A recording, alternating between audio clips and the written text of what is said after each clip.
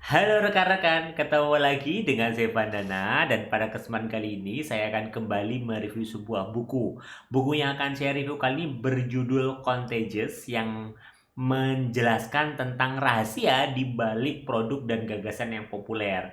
Dari covernya ini udah kelihatan ya bahwa nanti dalam buku ini kita akan banyak membahas kaitnya dengan gagasan, apa, bagaimana, dan bagaimana bisa gagasan itu bisa populer. Dan untuk itu, yuk kita mulai pembahasan review buku kali ini. Bukunya ditulis oleh Jonah Berger. Jonah Berger adalah asisten profesor of marketing di Wharton School, University of Pennsylvania.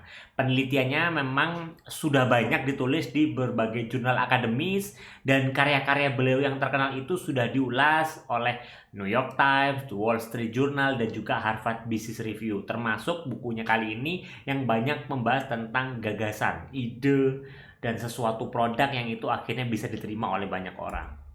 Nah, mungkin rekan-rekan juga mulai penasaran, buku ini tentang apa sebenarnya sih? Nah, secara umum, buku ini tuh akan banyak membahas kaitnya dengan gagasan, ide, produk, kenapa bisa populer.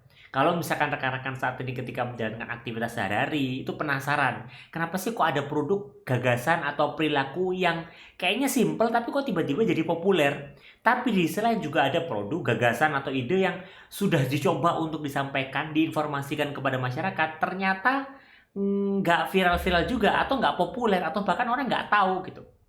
Nah, jawabannya di buku ini adalah dibahas bahwa karena adanya pengaruh sosial dan yang namanya getok tular. Dan buku ini akan banyak menjelaskan tentang itu, bagaimana pengaruh sosial dalam hal menyebarluaskan sebuah informasi, sebuah produk, sebuah gagasan sehingga akhirnya mewabah istilahnya atau dikenal banyak orang. Secara umum buku ini nanti akan membahas 6 prinsip dalam sebuah ide, gagasan, produk itu bisa populer. Apa aja itu? Yang pertama adalah terkait mata uang sosial, yang kedua adalah pemicu, yang ketiga emosi, yang keempat umum, yang kelima nilai praktis dan juga cerita. Nah, untuk penjelasan dari masing-masing prinsip ini kita akan bahas sesaat lagi. Kita mulai dari prinsip pertama yaitu mata uang sosial. Di bagian ini tuh membahas tentang banyak kisah-kisah, produk, gagasan, ide itu yang akhirnya bisa menjadi perhatian orang. Akhirnya dilihat banyak orang. Kenapa kok seperti itu? Ya karena ide itu memiliki mata uang sosial atau nilai mata uang sosial. Apa sih nilai mata uang sosial itu? Itu adalah sesuatu yang membuat orang itu membicarakannya atau membagikan informasinya.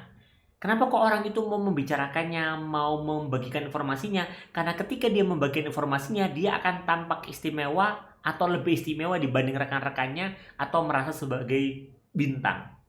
Jadi kalau misalkan di bagian ini juga akan banyak membahas beberapa fenomena-fenomena yang terjadi di sekitar. Kenapa sih orang itu mau share? Kenapa sih orang itu kemudian mau menyebarluaskan sebuah informasi? Salah satunya adalah karena ketika seseorang itu menyebarkan informasi, nah itu akan membuatnya jadi tampak istimewa dibanding rekan-rekannya yang lain. Itu yang membuat akhirnya dia bersedia untuk share. Maka kalau kita ingin sebuah produk, gagasan, dan juga ide yang kita miliki itu akhirnya disebarluaskan oleh orang lain, maka pastikan kita memastikan produk kita itu memiliki mata uang sosial. Yang kalau di bagian ini dibahas tentang cara atau strategi marketing dalam menarik biar orang itu membicarakan ini, biar orang itu kemudian men-sharekan kaitnya dengan strategi marketingnya, yaitu di satu botol minuman yang itu kemudian ditutupnya itu atau di bagian kemasannya itu dituliskan semacam kali story, cerita-cerita menarik, fakta-fakta unik yang orang itu nggak banyak tahu. Nah, mungkin sekilas simpel gitu ya, ada sebuah produk yang kemasannya itu ada fakta-fakta unik atau menarik misalnya. Tapi kan ketika orang lihat dan menemukan fakta menarik dari produk yang dia beli, akhirnya orang itu akan cerita. Akhirnya orang itu kan men-sharingkan dia. Akhirnya informasi itu akan tersebar luas tanpa dipromosikan karena orang itu tergerak ingin berbagi. Kenapa? Ya karena ada mata uang sosial tadi itu. Karena orang kalau misalkan share, dia akan merasa istimewa, akan merasa lebih jago, lebih pintar, lebih keren dan sebagainya. Di bagian kedua, di bagian buku ini akan membahas tentang pemicu. Artinya apa? Kita mungkin punya produk, ide, gagasan yang itu punya nilai mata uang sosial. Artinya kalau produk gagasan itu dibagikan kepada orang lain, di-share kepada orang lain, itu orang itu akan merasa sebagai bintang atau lebih daripada yang lain sehingga dia mau untuk share. Tapi jangan lupa bahwa kalau misalkan kita mau ide kita mau wabah atau viral ya kita butuh yang namanya pemicu. Harus ada pemicunya. Nah, di bagian kedua ini akan membahas tentang agent, yaitu sebuah perusahaan yang menyusun lebih dari 800.000 agen, yang agen-agen ini itu adalah orang-orang dari berbagai macam profesi, berbagai macam karakter, yang memang itu berminat untuk mempelajari atau mendapatkan atau merasakan produk-produk baru. Maka cara kerjanya dari biz agent ini adalah kalau misalkan suatu brand itu punya produk baru, maka agensi ini akan mengontak kepada jaringan agennya. Untuk apa? Memberikan kesempatan untuk dia coba. Nah, ketika kemudian orang-orang yang menjadi agent ini akhirnya dia mencoba, akhirnya dia akan terdorong untuk share kepada orang lain. Dia akan menyebarkan informasi lainnya. Nah, ketika proses yang menyebarkan informasi ini, itu yang menjadi pemicu. Karena yang menyebarkan jelas nggak satu, tapi ada banyak orang. Karena kan beberapa orang diminta untuk mencoba produknya. Nah, ini yang namanya pemicu. Nah, pemicu ini nggak tiba-tiba juga ketika ada pemicu tiba-tiba viral. Tapi juga kapan waktu yang tepat untuk kita memicunya dan di mana atau tempatnya kita untuk memicu suatu ide, gagasan, atau produk itu. Maka ketika kita ingin ide kita mewabah, nggak cuman butuh ide itu kemudian membuat orang merasa lebih baik, merasa lebih keren, tapi juga perlu namanya pemicu. Dan pemicu itu kita butuh tempat dan juga waktu yang tepat. Di bagian ketiga akan membahas tentang pentingnya emosi. Jadi ide itu akan kemudian tersebar ketika cara menyampaikan ide itu ada unsur emosinya di sana. Di bagian ini tuh membahas kisah dari Dennis Grady yang dia itu sudah nulis ratusan bahkan ribuan artikel dari The New York Times selama satu dasawarsa. Nah, Dennis itu sebenarnya penasaran, dia pingin tahu kenapa sih kok ada artikel saya itu disebarluaskan sama orang, tapi kok ada artikel yang kayaknya menurut saya bagus, tapi kok kayaknya orang itu nggak menyebarluaskan. Nah, akhirnya dia dibantu oleh Jonah Berger itu meriset dari ribuan artikel dia itu, kemudian kira-kira artikel mana, kapan, dan bagaimana artikel itu dibagikan. Dan dari situ ternyata ditemukan fakta yang menarik bahwa ternyata artikel-artikel yang cenderung dibagikan oleh pembacanya itu adalah artikel yang mengandung muatan emosi, baik itu emosi negatif maupun emosi positif. Emosi negatif itu bisa jadi misalkan ada problem, ada suatu fakta yang itu bikin orang sedih atau nangis. Nah, itu yang akhirnya akan dibagikan karena itu berkesan bagi dia. Atau juga bisa informasi-informasi yang ada emosi positif, penyemangat untuk improve lagi, untuk lebih baik lagi, yang bikin orang tuh terbakar semangatnya. Nah, itu namanya emosi positif. Maka kita harus memastikan produk, konten, ide kita itu ada unsur itu sehingga orang mau membagikan. Di bagian keempat akan membahas sebuah fakta, yaitu memang orang itu memiliki kecenderungan untuk meniru atau mengikuti orang lain. Di bagian 4 ini membahas bahwa kalau kita mau ide kita itu mewabah, maka kita harus memastikan ide kita yang tadinya personal itu seakan-akan menjadi ide umum sehingga orang itu mudah menerima. Kenapa seperti itu? Ya karena kita itu punya kecenderungan untuk meniru orang lain, untuk mengikuti orang lain. Karena pilihan dari orang lain yang mungkin sudah mencoba daripada kita itu sebenarnya berfungsi sebagai informasi. Dan informasi dari orang lain itu akan kita gunakan untuk keperluan kita. Contoh misalkan kalau di bagian ini tuh dibahas kaitannya dengan kita seringkali kalau pergi ke suatu tempat yang masih asing, kita mau coba untuk kemudian cari makanan. Nah, kita kadang kan resiko, takut gitu. Ini makanannya enak gak ya? Ini makanannya oke nggak ya? Ini makanannya terpercaya nggak ya? Maka kita kemudian datang kan, kita mencari tuh lokasi makanan yang enak. Sampai akhirnya kita menemukan suatu warung yang sepi, dan akhirnya kita agak ragu-ragu, jangan-jangan nggak enak nih karena sepi. Tapi ada warung yang, wah ini kayak tempat makannya ini rame nih. Nah, karena rame, karena antri, kita langsung beranggapan bahwa ini berarti enak. Nah, itu akhirnya kita akhirnya mengikuti orang itu karena ya umum itu mengikuti sana, semua orang itu, banyak orang tuh ke sana, maka kita akan menganggap bahwa berarti restoran ini enak. Itu persepsi kita sehingga akhirnya kita terdorong untuk ya mengikuti orang lain. Maka kita itu punya kecenderungan untuk mengikuti orang lain.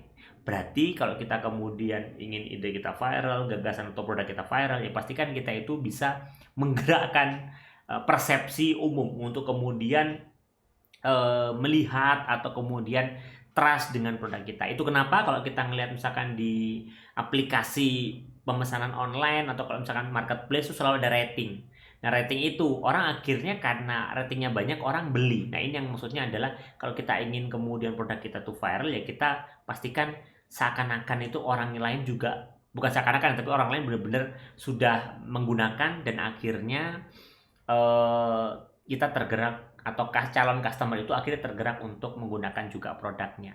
Itu kenapa banyak juga yang menggunakan strategi namanya testimoni. Karena ya orang itu nge-follow orang lain. Di bagian kelima akan membahas tentang nilai praktis. Nah, di bagian itu salah satunya akan membahas cerita tentang Ken Craig ya.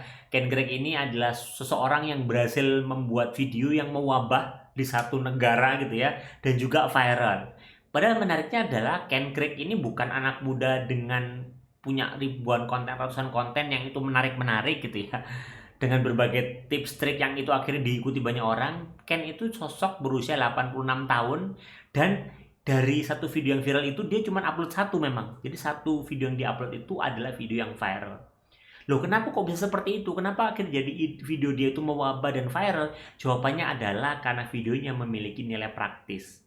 Jadi karena video memiliki nilai praktis, membantu orang, maka akhirnya orang nonton. Dan ketika orang nonton dan kemudian itu merasa terbantu, merasa hidupnya lebih mudah gitu ya, mendapatkan semacam life hack gitu, maka akhirnya orang itu akan terdorong buat share kepada rekan-rekannya.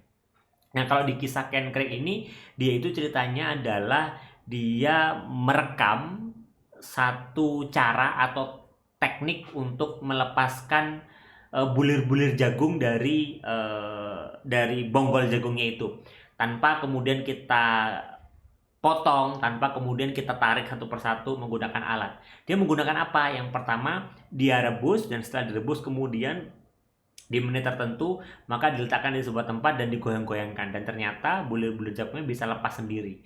Nah, ini tips sederhana, tapi ternyata banyak orang yang akhirnya terkesan penasaran dan akhirnya membagikan videonya sehingga akhirnya menjadi viral. Maka kalau kita ingin video, konten, produk, ide, gagasan kita viral atau mewabah, pastikan apa yang kemudian kita sharekan itu punya nilai praktis untuk orang lain, membantu hidup orang lain, sehingga akhirnya orang lain terdorong untuk share.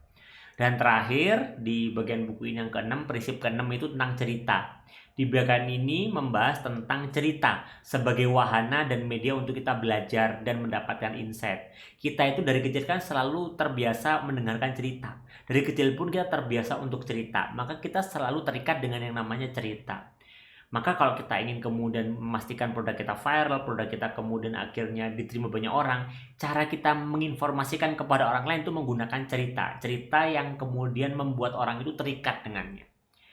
Manusia itu, masih di buku juga dibahas bahwa kita itu mudah sekali terikat secara emosi dengan cerita yang berkesan bagi kita.